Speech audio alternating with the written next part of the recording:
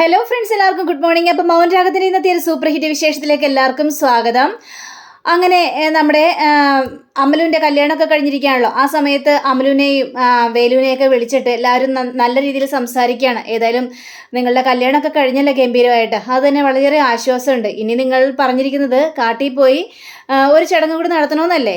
ആ ചടങ്ങുകൾ നടത്തണം. പക്ഷേ ഞങ്ങൾക്കതിൽ വരാൻ പറ്റുമെന്നൊന്നും തോന്നുന്നില്ല. കാരണം ഇവിടെ കുറേ കാര്യങ്ങളെല്ലാം ചെയ്ത് തീർക്കാനുണ്ട് അമലു വേലു എന്നൊക്കെ പറയാം. അതൊന്നും സാരമില്ല സാറേ, നിങ്ങൾ ഞങ്ങൾക്ക് വേണ്ടി ഇത്രയൊക്കെ കാര്യങ്ങളെല്ലാം ചെയ്തു തന്നല്ലോ. അത് നിങ്ങളോട് ഞങ്ങൾ ഒരുപാട് കടപ്പെട്ടിരിക്കുന്നു. ഈ ഒരു കാര്യം ഒരിക്കലും മറക്കാനായിട്ട് പറ്റില്ല. ഞങ്ങൾ വിചാരിക്കുന്നതിലും അപ്പുറമാണ് നിങ്ങൾ ഞങ്ങളുടെ കല്യാണം നടത്തി തന്നത് എന്നൊക്കെ പറയാണ്. എടാ, അതൊക്കെ ഞങ്ങളുടെ കടമയല്ലേടാ, അങ്ങനെ കടപ്പാടിൻ്റെ ആവശ്യമൊന്നുമില്ല. ദേ, നിങ്ങൾ നന്നായിട്ട് ജീവിച്ചാൽ മാത്രം മതി, അത് മാത്രമാണ് ഞങ്ങളുടെ ആഗ്രഹം എന്നൊക്കെ കിരൺ പറയാ. അപ്പോൾ നമ്മുടെ കാർത്തികയോടും അതേപോലെ തന്നെ ദിലീപിനോടും, അതെ ഇവർ പോകുമ്പോഴേ ഇവരോടൊപ്പം വേണമെങ്കിൽ ഊരിലോട്ട് പോയിക്കോ, അവിടെ നല്ലൊരു റിസോർട്ട് ഞങ്ങൾ ബുക്ക് ചെയ്തിട്ടുണ്ട്, അവിടെ പോയി താമസിക്കാം. അവിടെ ഹണിമൂണെല്ലാം കഴിഞ്ഞിട്ട് അടിച്ച് പൊളിച്ച് നിങ്ങളെല്ലാം അവിടെ സ്ഥലങ്ങളെല്ലാം കണ്ടിട്ട് തിരിച്ചു വന്നാൽ മതി എന്നൊക്കെ പറയാം. അപ്പോൾ നമ്മുടെ വേലുവാണെങ്കിൽ, അയ്യോ സാറേ, റിസോർട്ടിൻ്റെ കാര്യമൊക്കെ ഉണ്ടോ, വിരോധം ഇല്ലെങ്കിൽ ഞങ്ങളുടെ കൂടെ കഴിയാം, വലിയ സൗകര്യമൊന്നുമില്ല, എന്നാലും റിസോർട്ടിൻ്റെ കാര്യമൊക്കെ ഉണ്ടോയെന്ന് ചോദിച്ചപ്പോഴേക്കേടാ, ശരിയാണ്, റിസോർട്ടിൻ്റെ കാര്യമൊന്നുമില്ല, നിങ്ങളുടെ വീട്ടിൽ കഴിയുന്നത് കൊണ്ട് ഞങ്ങൾക്കൊരു കുഴപ്പവും. പക്ഷേ നിങ്ങൾ രണ്ടുപേരുടെയും കല്യാണം കഴിഞ്ഞിട്ട് പുതുമോടികളല്ലേ, അപ്പോൾ ഒരു വീട്ടിൽ താങ്ങുന്നതെന്ന് ശരിയല്ലല്ലോ, വേണമെങ്കിൽ നിങ്ങൾക്കും റിസോർട്ട് ഞങ്ങൾ ബുക്ക് ചെയ്തു തരാമെന്നൊക്കെ പറയണേ. അതൊന്നും വേണ്ട സാറേ, ഞങ്ങളുടെ വീട്ടിൽ തന്നെ ഞങ്ങൾക്ക് കഴിയാനുള്ള സൗകര്യങ്ങളൊക്കെ ഉണ്ടല്ലോ, പിന്നെ അങ്ങോട്ട് ചെല്ലുമ്പോഴാണ് ചെറിയൊരു ബുദ്ധിമുട്ടൊക്കെ എന്നൊക്കെ പറഞ്ഞപ്പോഴേക്കും, എന്താടാ നാട്ടുകാർ നിങ്ങളെ വല്ലതും ചെയ്യോ അല്ലെങ്കിൽ നിങ്ങളെ കുറ്റപ്പെടുത്തോ, അങ്ങനെയാണെങ്കിൽ നിങ്ങൾക്ക് വേറൊരു വീടും സ്ഥലങ്ങളൊക്കെ ഞങ്ങൾ തരാമെന്നൊക്കെ പറഞ്ഞപ്പോഴേക്കും, അതിൻ്റെ കാര്യമൊന്നുമില്ല സാറേ, നാട്ടുകാർക്കൊക്കെ ഞങ്ങളെ വലിയ കാര്യമാണ്. പക്ഷേ ഈ ഒരു സംഭവങ്ങളെല്ലാം കഴിഞ്ഞതാണല്ലോ, ആ ഗംഗാപ്രസാദ് എന്ന് പറഞ്ഞവൻ എൻ്റെ മൂപ്പനെ കൊന്നാണല്ലോ, ആ ഒരു കാര്യമൊക്കെ ചോദിച്ചുകൊണ്ട് പലരും വരും. പിന്നെ എന്തിനാണ് ഇത്ര പെട്ടെന്ന് കല്യാണം നടത്തിയെന്നൊക്കെ ചോദിക്കും, അത്രയേ ഉള്ളൂ. പക്ഷെ അമലുവിനെയും എന്നെയൊക്കെ നാട്ടുകാർക്കൊക്കെ വലിയ കാര്യമാണ് എന്നൊക്കെ ഈ വേലു പറഞ്ഞു കഴിഞ്ഞപ്പോഴേക്കും, എന്തായാലും നിങ്ങളെ കല്യാണം കഴിഞ്ഞല്ലോ, അപ്പോഴേക്കും പറയാണ്, ശരി എങ്കിൽ പിന്നെ നമുക്ക് പുറപ്പെട്ടാലോ എന്നൊക്കെ ചോദിക്കുമ്പോഴാണ് ദാ വരുന്നു ലക്ഷ്മി. അപ്പോൾ ലക്ഷ്മി ഓടി വരിക. അപ്പോൾ ലക്ഷ്മി ഓടി വന്നിട്ട് പറയണ, അയ്യോ പോകല്ലേ, ദേ ഒരു മിനിറ്റ്, എനിക്കൊരു കാര്യം തരാനുണ്ടെന്നൊക്കെ പറയണേ. കാര്യമോ? അതെ, അമലുവിന് വേണ്ടി ഞാനൊരു ഗിഫ്റ്റ് കണ്ടുവച്ചിട്ടുണ്ട് എന്നൊക്കെ പറഞ്ഞപ്പോഴേക്കും അമലും വേലും ഒക്കെ ഇങ്ങനെ അന്തം വിട്ട് നോക്കി നിൽക്കുകയാണ്. ഗിഫ്റ്റോ? എന്ത് ഗിഫ്റ്റ് എന്ന് ചോദിക്കുകയാണ്. അങ്ങനെ നമ്മുടെ ലക്ഷ്മി ആണെങ്കിൽ അതിൽ നിന്ന് വലിയൊരു നെക്ലസ് എടുത്ത് ഈ അമലുവിന് നേരെ നീട്ടുകയാണ്. അയ്യോ മേഡം, ഇതൊക്കെ എന്താ മേഡം? ഇത് എൻ്റെ വക ഗിഫ്റ്റ്. കല്യാണി കുറേ ഗിഫ്റ്റുകൾ തന്നില്ലേ, അപ്പോൾ ഞാനും എന്തെങ്കിലും തരണ്ടേ? ഇത് അമലുവിന് വേണ്ടി തന്നെ കരുതി വെച്ചതാ ഞാൻ. അതുകൊണ്ട് ഈ ഗിഫ്റ്റ് സ്വീകരിച്ചേ മതിയാവുള്ളൂ എന്നൊക്കെ പറയാം എന്ന് പറഞ്ഞപ്പോഴേക്കും, സാറേ അതൊക്കെ വേണോ സാറേ? വേണം. അതെന്താ അങ്ങനെ പറയുന്നത്? അതൊക്കെ വേണമെന്നൊക്കെ കിരണിനോട് പറയുകയാണ് നമ്മുടെ വേലു. അപ്പോൾ ഈ അമലുവിന് ഈ നെക്ലസ് കഴുത്തിലിട്ട് കഴിഞ്ഞപ്പോഴേക്കും അമലുവിൻ്റെ അമ്മയാണെങ്കിൽ, അയ്യോ മാഡം ഇതൊന്നും വേണ്ടായിരുന്നു മാഡം, അത്യാവശ്യം തന്നെ കൊച്ചിൻ്റെ കഴുത്തിൽ നല്ല സ്വർണ്ണാഭരണങ്ങളും ഒക്കെ ഉണ്ട്, അത് കല്യാണിയുടെ നല്ല മനസ്സുകൊണ്ട് കൊടുത്തല്ലേ, ഇനിയും കൂടുതൽ സ്വർണ്ണങ്ങളൊന്നും വേണ്ടെന്നൊക്കെ പറഞ്ഞപ്പോഴേക്കും, അതൊന്നും സാരമില്ല, ഇതൊക്കെ എൻ്റെ സന്തോഷത്തിന് വേണ്ടിയാണ്, അത് നിങ്ങൾ സ്വീകരിച്ചേ മതിയാവുള്ളെന്നൊക്കെ പറയാം. അങ്ങനെ പറഞ്ഞു കഴിഞ്ഞപ്പോഴേക്കും എല്ലാവരും നിർബന്ധിച്ച് കഴിഞ്ഞപ്പോഴേക്കും ആ ഒരു സ്വീകരിക്കുകയാണ്. പിന്നീട് കാണിക്കുന്നത് നമ്മുടെ ഗംഗാപ്രസാദിൻ്റെ കാമുകിയാണ്. അപ്പോൾ കാമുകിയുടെ കാലിങ്ങനെ തടകി കൊടുക്കുകയാണ് വേറൊരു ജയിൽ പുള്ളി. ഇങ്ങനെ തടകി കൊടുത്തു കഴിഞ്ഞപ്പോഴേക്കും, എന്തായാലും നീ ഭാഗ്യവതിയാ, എൻ്റെ കാലാണ് നീ തിരുമ്മിക്കൊണ്ടിരുന്നേച്ചത്, ഇപ്പോൾ നിൻ്റെ കാലായി ഞാൻ തിരുമുന്നത് എന്നൊക്കെ പറഞ്ഞപ്പോഴേക്കും, ഇപ്പം മനസ്സിലായല്ലോ, ഈ ഞാൻ ആരാണെന്ന് നിങ്ങൾക്ക് മനസ്സിലായല്ലോ, അധികം താമസിയാതെ ഞാൻ പരോളിനിറങ്ങും. നാളെയോ മറ്റന്നാളോ ഞാൻ പരോളിനിറങ്ങാനായിട്ട് പോവാണ്. അപ്പോൾ അതെ, പുറത്തിറങ്ങിയിട്ട് കുറേ കാര്യങ്ങളുണ്ട്. അതുകൂടാതെ തന്നെ ഗംഗാപ്രസാദിനെ ആദ്യം എനിക്ക് കാണാം, അവനില്ലാതെ ഞാൻ എത്ര നാളെ പിടിച്ചു നിന്നൊക്കെ പറഞ്ഞപ്പോഴേക്കും, അതിൻ്റെ കാര്യമുണ്ടോ? ഞാൻ പറയുന്നത് കൊണ്ടൊന്നും തോന്നരുത്. ഈ ഗംഗാപ്രസാദ് എന്ന് പറഞ്ഞ ആളിനെ കുറിച്ചൊക്കെ എനിക്ക് നന്നായിട്ട് അറിയാലോ, അവനും മോളും തമ്മിലൊന്നും യോജിക്കൂലെന്നേ, അവൻ വെറും തെമ്മാടിയല്ലെന്നൊക്കെ പറഞ്ഞപ്പോഴേക്കും, മിണ്ടി പോകരുത്, എൻ്റെ കയ്യിൽ നിന്ന് അടി കിട്ടിയതൊക്കെ നിങ്ങൾ മറന്നുപോയോ എന്നൊക്കെ ചോദിക്കുമ്പോൾ, അയ്യോ മറന്നു പോയില്ലേ, ഞാൻ എൻ്റെ ഒരു ഇതുകൊണ്ട് പറഞ്ഞാണ്, നീ ചെറുപ്പമല്ലേ കൊച്ചേ, അതുകൊണ്ട് നിനക്ക് ഇനിയും നല്ലൊരു ജീവിതം ഉണ്ടാവില്ല, വേണ്ട, എനിക്ക് അങ്ങനെ ഒരു ജീവിതം വേണ്ട, എനിക്ക് ഞാൻ കണ്ടതിൽ വെച്ച് നല്ല ആണായിട്ട് തോന്നിയത് അവനെ മാത്രമാണ്, ഗംഗാപ്രസാദിനെ മാത്രം. അതുകൊണ്ട് ഗംഗാപ്രസാദിൻ്റെ കൂടെ ഞാൻ കഴിയുള്ളൂ എന്ന് പറഞ്ഞു കഴിഞ്ഞപ്പോഴേക്കും ദൈവമേ ഇവളുടെയൊക്കെ വിധി എന്താവോ. അല്ല ഇനി ഗംഗാപ്രസാദ് നാട്ടിൽ വല്ല ജീവിച്ചിരിക്കുന്നുണ്ടോ ആവോ.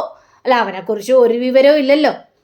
ദേ എൻ്റെ ഗംഗേനെ കുറിച്ച് എന്തെങ്കിലും പറഞ്ഞു കഴിഞ്ഞാലുണ്ടല്ലോ തൻ്റെ സ്വഭാവം നീ കൂടുതൽ വാച കടിക്കാതെ എൻ്റെ കാല് തിരുമാനായിട്ട് നോക്കുകയെന്ന് പറഞ്ഞുകൊണ്ട് കാല് തിരുമ്മി കൊടുക്കുക. അപ്പോൾ തള്ളക്കാണെങ്കിൽ എത്ര പറഞ്ഞിട്ടും മനസ്സിലാവുന്നുമില്ല.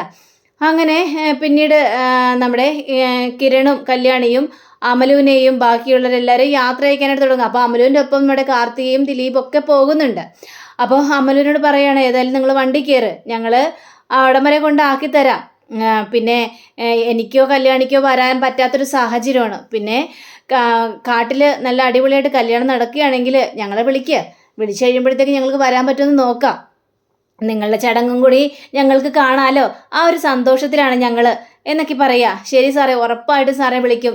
പക്ഷേ ഞങ്ങൾക്ക് ഇവിടുന്ന് പോകാൻ തോന്നില്ല, പോകുമ്പോൾ എന്തോ മനസ്സിൽ വിഷമം ഇങ്ങനെ അലട്ടിക്കൊണ്ടിരിക്കുകയാണെന്ന് പറഞ്ഞപ്പോൾ കാദംബരി എങ്കിൽ പിന്നെ കുറച്ച് ദിവസം കൂടി ഇവിടെ നിന്നിട്ട് പോന്നേ, എന്തിനിത്ര ധൃതി കൂട്ടുന്നത്? ഞങ്ങൾക്കും യാതൊരു കുഴപ്പമൊന്നുമില്ല, നിങ്ങളിവിടെ നിന്ന് ആസ്വദിച്ച് നല്ല അടിപൊളിയായിട്ട് പോയാൽ മതിയെന്നേ. എന്നാലും ഊരിൽ നിന്ന് മാറി നിൽക്കുന്നത് ഇത്രയും ദിവസമായില്ലേ, അപ്പോൾ അവർ ഞങ്ങളെക്കുറിച്ച് അന്വേഷിക്കില്ലേ? ഊരിലുള്ളവർക്കൊക്കെ ഞങ്ങളെ വലിയ കാര്യമാണ്. ഞങ്ങളെ കല്യാണം കഴിഞ്ഞ് നിറഞ്ഞു കഴിയുമ്പോഴേക്കും അവർക്കും ഒരുപാട് സന്തോഷമാകും എന്നൊക്കെ പറയാം. എങ്കിൽ പിന്നെ ടെൻഷൻ അടിക്കേണ്ട കാര്യമൊന്നുമില്ലെന്നേ, അങ്ങോട്ട് ചെല്ല് എന്ന് പറഞ്ഞ് ഇവരെ കാറിൽ കയറ്റി അയക്കുകയാണ്. അപ്പോൾ കല്യാണിക്കും കിരണണിക്കും ഭയങ്കര സങ്കടം തോന്നുന്നുണ്ട്. കാരണം അമലുവിനെ അത്രമാത്രം നമ്മുടെ കല്യാണി സ്നേഹിച്ചിരുന്നു. അപ്പോൾ ഇവർ പോകുന്നത് അറിഞ്ഞു കഴിഞ്ഞപ്പോഴേക്കും വല്ലാത്തൊരു ബുദ്ധിമുട്ടാണ് നമ്മുടെ കല്യാണിക്ക് തോന്നുന്നത്. പിന്നീട് കാണിക്കുന്നത് നമ്മുടെ സരയുനെയാണ്. അപ്പോൾ സരയു ആണെങ്കിൽ ഭയങ്കര കലി കൊണ്ടൊരവസ്ഥയിൽ ഇങ്ങനെ നിൽക്കുകയാണ്. നിങ്ങൾക്കറിയില്ല എൻ്റെ ജീവിതം എങ്ങനെയായി തീർന്നു നിങ്ങൾക്ക് അറിയില്ല. കാരണം ഞാനിപ്പോൾ വല്ലാത്തൊരു മാനസികാവസ്ഥയിലാണെന്നൊക്കെ താരയോട് പറയാണ്. എൻ്റെ ജീവിതം അങ്ങനെയല്ലല്ലോ, എന്നെ വളർത്തിയത് വേറൊരമ്മ, പെറ്റത് വേറൊരമ്മ, എൻ്റെ ജീവിതം എന്താ ഇങ്ങനെയായി പോയതെന്നൊക്കെ പറഞ്ഞപ്പോഴേക്കും ഈ താരയ്ക്കാണെങ്കിൽ ഭയങ്കര സങ്കടം തോന്നുകയാണ്. പക്ഷേ എൻ്റെ ജീവിതത്തിൽ വേണ്ടപ്പെട്ട ഒരാളായിരുന്നു കിരൺ. ആ കിരണിനെ എനിക്ക് നഷ്ടപ്പെട്ടു. പക്ഷേ ഇനി എനിക്ക് ആ കിരണിനെ തിരിച്ചു പിടിക്കണം. അവൻ എൻ്റെ ജീവിതത്തിലുണ്ടെങ്കിൽ എനിക്ക് സന്തോഷകരമായിട്ട് ജീവിക്കാനായിട്ട് പറ്റും.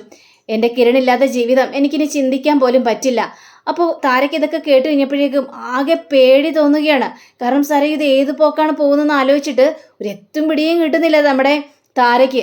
അപ്പോൾ സാറേ വീണ്ടും ഞാൻ അവൻ്റെ കമ്പനി ജോലി ചെയ്യുന്നുണ്ട്. എനിക്ക് ഈ മനോഹറിൻ്റെ ആ പ്രശ്നം കഴിഞ്ഞപ്പോഴേക്കും എൻ്റെ മനസ്സിൽ നിന്ന് കിരൺ എന്ന് പറഞ്ഞ ഒരാൾ എൻ്റെ മനസ്സിൽ നിന്നൊക്കെ പോയതാണ്. പക്ഷേ ഇപ്പം എന്തോ എൻ്റെ മനസ്സിലേക്ക് കടന്നുകൂടി വന്നിരിക്കുകയാണ് കിരൺ. ആ കിരണിനെ എനിക്ക് മറക്കാൻ പറ്റില്ല. അമ്മയ്ക്കൊരു കാര്യം അറിയോ, കിരണിൻ്റെ ജീവിതത്തിലേക്ക് വന്നാലേ ഞാൻ നല്ലതുപോലെ ജീവിക്കും, ഞാൻ സമാധാനത്തോടെ സന്തോഷത്തോടെ ജീവിക്കും, പിന്നെ ഒരു പ്രശ്നത്തിന് ഞാൻ പോവില്ല, ഞാൻ അച്ചടക്കത്തോടെ കഴിയുകയും ചെയ്യും എന്നൊക്കെ ഇത് കേട്ട് കഴിഞ്ഞപ്പോഴേക്കും താര അവിടെ സംസാരിക്കണ. അയ്യോ മോളെ, കല്യാണി പാവമല്ലേ എന്നൊക്കെ ചോദിച്ചപ്പോഴേക്കും എന്താ പറഞ്ഞത്? കല്യാണി പാവമല്ലേ എന്നോ? മിണ്ടിപ്പോകരുത് അവളെക്കുറിച്ച്. കല്യാണി പാവമല്ല, അവളാണ് എൻ്റെ ജീവിതം ഈ നിലയ്ക്കാക്കിയത്. ഞാനും കിരണൊക്കെ സന്തോഷത്തോടെ ജീവിച്ചിരിക്കുന്ന സമയമായിരുന്നു. ആ സമയത്തല്ലേ എൻ്റെ ജീവിതത്തിലേക്ക് കല്യാണി കയറി വന്നത്. ആ കല്യാണി പാവമാണെന്ന് പറയാനായിട്ട് നിങ്ങൾക്ക് എങ്ങനെ തോന്നി? എനിക്ക് അതിന് പറ്റില്ല എന്നൊക്കെ ഈ താരയുടെ മുഖത്ത് നോക്കി സരയെ നല്ല മറുപടി കൊടുക്കുകയാണ്. അപ്പോഴും താരയ്ക്ക് ഭയങ്കര സങ്കടം തോന്നുക. കല്യാണി പാവമാണ് പോലും, പാവം. അവളെ ആണുങ്ങളെ മയക്കുന്നവളാണ്. എന്നിട്ട് പണക്കാരനായ ഒരുത്തനെ അവൾ കൈക്കലാക്കിയില്ലേ. ഇപ്പം അവൾ സുഖവും സന്തോഷത്തോടു കൂടി തന്നെ ജീവിക്കുന്നു. എൻ്റെ ജീവിതം താറുമാറായി പോയില്ലേ. അപ്പം പിന്നെ ഞാൻ എന്താണ് പറയേണ്ടത് എന്നൊക്കെ ചോദിക്കുകയാണ്. ഇനി മേലാൽ ഇത്തരത്തിലുള്ള വർത്തമാനം പറഞ്ഞു പോകരുത്. ഇനി കല്യാണിയെ സപ്പോർട്ട് ചെയ്ത് എന്നോട് സംസാരിക്കാനാണ് നിങ്ങളുടെ ഭാവമെങ്കിൽ ഞാൻ എൻ്റെ വളർത്തമ്മയുടെ അടുത്തേക്ക് പോകും. പിന്നെ നിങ്ങൾ വീണ്ടും ഒറ്റക്കാവും. എൻ്റെ വളർത്തമ്മയാണെങ്കിലേ നിങ്ങളെ ഉപേക്ഷിച്ച് വന്നു എന്ന് അറിഞ്ഞു കഴിയുമ്പോൾ 2 കൈ നീട്ടി സ്വീകരിക്കും. അത്രമാത്രം സന്തോഷമായിരിക്കും എൻ്റെ വളർത്തമ്മയ്ക്ക്. പിന്നെ എൻ്റെ എല്ലാ കാര്യത്തിനും എൻ്റെ വളർത്തമ്മ കൂടെ നിൽക്കും. പറഞ്ഞ മനസ്സിലായല്ലോ? അതുകൊണ്ട് കല്യാണിയെക്കുറിച്ച് ഇനി ഒരു അക്ഷരം പോലും എൻ്റെ അടുത്ത് മിണ്ടി പോകരുത് എന്നൊക്കെ ഇങ്ങനെ പക്ഷെ താരയ്ക്ക് അതൊന്നും സഹിക്കാൻ പോലും പറ്റാത്തൊരവസ്ഥ. പിന്നീട് കാണിക്കുന്നത് നമ്മുടെ ഗംഗാപ്രസാദിൻ്റെ കാമുകിയെ തന്നെയാണ്. അപ്പോൾ ഇവളാണെങ്കിൽ പറയാണ്, ഏതായാലും ഞാൻ നാളെ പരോളിനിറങ്ങും. അല്ല, നിങ്ങളെപ്പോഴാണ് പരോളിനിറങ്ങുന്നത്? എനിക്ക് ഇനിയും പരോളിന് സമയമുണ്ട്, വിഷുവിനും പരോളിനിറക്കാന്നൊക്കെയാണ് പറഞ്ഞിരിക്കുന്നത്. പക്ഷെ പരോളിനിറങ്ങി കഴിയുമ്പോഴേ വിഷു കൈനീട്ടോ എനിക്ക് ചിലർക്ക് കൊടുക്കാനുണ്ട്. ആ ഒരു സന്തോഷത്തിലാണ് ഞാൻ. വിഷു കൈനീട്ടോ ആർക്ക് കൊടുക്കാനായിട്ട്? എൻ്റെ ഭർത്താവിൻ്റെ ആൾക്കാർക്കാണ് എനിക്ക് വിഷു കൈനീട്ടം കൊടുക്കാനുള്ളത്. അവരാണല്ലോ ചില കേസുകളെല്ലാം പറഞ്ഞ് എന്നെ അകത്താക്കിയത്. അപ്പോൾ അവർക്ക് വേണ്ടിയുള്ള വിഷു കൈനീട്ടമൊക്കെ ഞാൻ കൊടുക്കണ്ടേ? കൊടുക്കാതിരുന്നാൽ എങ്ങനെയാണ് ശരിയാവുന്നത്? അതുകൊണ്ട് ആ വിഷു കൈനീട്ടം എനിക്ക് കൊടുത്തേ മതിയാവുള്ളൂ എന്നൊക്കെ പറഞ്ഞപ്പോൾ നമ്മുടെ ഈ ഗംഗാപ്രസാദിന്റെ കാമുകി കാര്യങ്ങളെല്ലാം മനസ്സിലായി. ഇവളെന്തിനുള്ള പുറപ്പാടാണെന്ന്. കാരണം എല്ലാത്തിനും തീർത്തിട്ട് വീണ്ടും ജയിലിലേക്ക് വരുമെന്നാണ് പറയുന്നത്. അപ്പോൾ അല്ല, നീ പരോളിനിറങ്ങിയിട്ട് എന്താണ് പരിപാടി എന്നൊക്കെ ചോദിച്ചപ്പോഴേക്കും ചിലപ്പോൾ ഈ ഗംഗാപ്രസാദ് അവിടെ ഉണ്ടെങ്കിൽ അവൻ്റെ ഒപ്പം തന്നെ കൂടും. എന്നിട്ട് എല്ലാത്തിനും ഞാൻ തീർക്കും. ഇനി അഥവാ എൻ്റെ ഗംഗയ്ക്ക് എന്തെങ്കിലും സംഭവിച്ചൊന്ന് ഞാൻ അറിഞ്ഞു കഴിഞ്ഞിട്ടുണ്ടെങ്കിൽ മുൻകൈയെടുത്തിറങ്ങാൻ പോകുന്നത് ഞാൻ തന്നെയായിരിക്കും. കല്യാണിയെയും കിരണയെയും കാർത്തികയുടെ അമ്മയൊക്കെ ഞാൻ തീർക്കും. അതിനുള്ള ഒരുമ്പിട്ടിറക്കം തന്നെയാണ് ഞാൻ ഇറങ്ങിക്കൂടുന്നത്. ഇത് കഴിഞ്ഞപ്പോഴേക്കും, മോളെ നിനക്ക് നല്ലൊരു ഭാവിയുള്ളതാ. നീ അവന് വേണ്ടി ഇങ്ങനെ പൊരുതി മുട്ടി നീ ജീവിതം തൊലയ്ക്കാൻ നിൽക്കരുത്. നിനക്ക് നല്ലൊരു ഭാവി ഉണ്ടെന്നൊക്കെ പറഞ്ഞപ്പോഴേക്കും നിങ്ങൾ മിണ്ടാതിരിക്കും. എനിക്ക് അങ്ങനെ ഒരു ഭാവി വേണ്ട. എൻ്റെ ഗംഗയില്ലാത്തൊരു ഭാവി എനിക്ക് ആവശ്യമില്ല. പറഞ്ഞ മനസ്സിലായല്ലോ എന്നും പറഞ്ഞുകൊണ്ട് അവിടെ തുടങ്ങി. പിന്നീട് കാണിക്കുന്ന നമ്മുടെ കിരണും കല്യാണിയും കൂടി കാറിൽ പോയിക്കൊണ്ടിരിക്കുക.